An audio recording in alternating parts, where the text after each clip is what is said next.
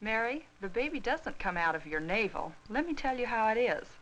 How well do you know your vagina? Since sex education became part of the school system during the mid-20th century, there's been a slow progression into unraveling the taboo around people and their own genitals, especially in women, aiming to teach the youth about their bodies and their functions in an effective and informative manner.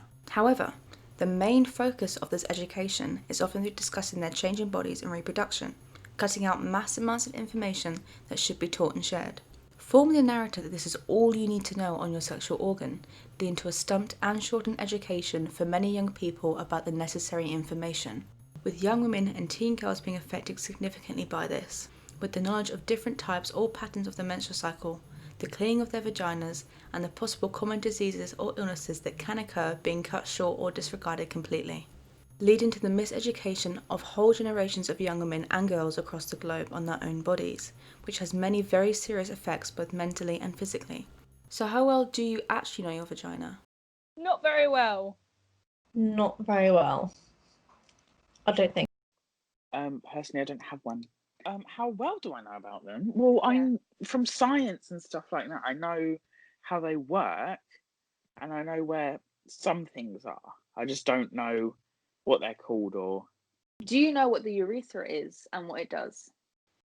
No clue. Does it produce vaginal fluids? No. What is the labia and what does it do?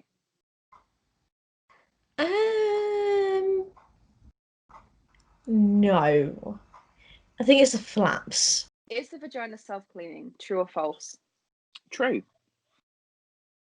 I think it's true, yeah. Looking into a similar study, the results are shockingly similar, with high percentages of women not knowing the names of certain parts of the vagina, but more importantly not knowing where they are either.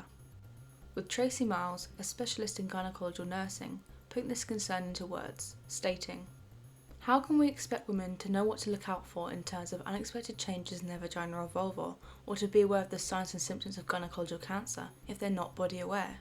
Resulting in, oftentimes, causing illnesses through this lack of knowledge, as they are not always aware of what is regular or irregular in their vagina's activity, causing illnesses such as thrush, TSS, and urine and yeast infections, as well as more serious conditions and disorders often being left undiagnosed, through many women disregarding their symptoms or being completely unaware of the conditions themselves.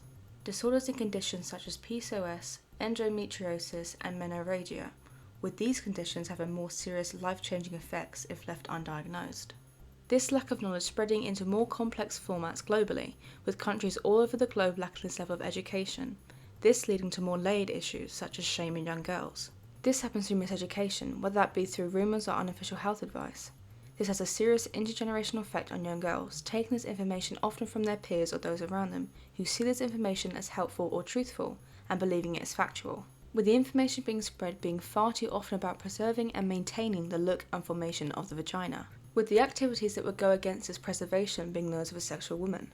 These rumours are often used as a form of exploitation and control over women and their lives, condemning and putting fear into women that if they have too many sexual partners, they'll permanently disfigure their genitals, as now they'll be too loose than they should be, making them forever undesirable, with this rumour being used as a form of moral story to young girls to stay pure and untouched in order to be seen as desirable. This miseducation spreads globally and more dangerously with FGM, also known as female genital mutilation. FGM is a practice described as the partial/total removal of the external female genitalia. This practice has no scientific or medical benefits for the victims, who are young girls and women spanning from pre-puberty to adulthood. There are 4 main different types of FGM, all leaving long-withstanding effects on the victims. Afra Kazim from Severa UK, a charity which focuses on cultural-specific abuse such as FGM, describes FGM simply as a harmful traditional practice and extreme form of gender discrimination, with it often occurring as a result of a perceived need to control female sexuality. This practice taking place at the highest density in countries such as Sierra Leone and Egypt. However, FGM takes place in all areas of the globe, as well as the UK. It is estimated that more than 3 million girls are estimated to be at risk for FGM annually, with more than 2 million girls and women alive today have been subjected to the practice, according to the World Health Organization, leaving millions of young girls around the world at a major risk from one main source: their education. We need to do better in order to stop the pattern reforming. Young girls and women need to know more.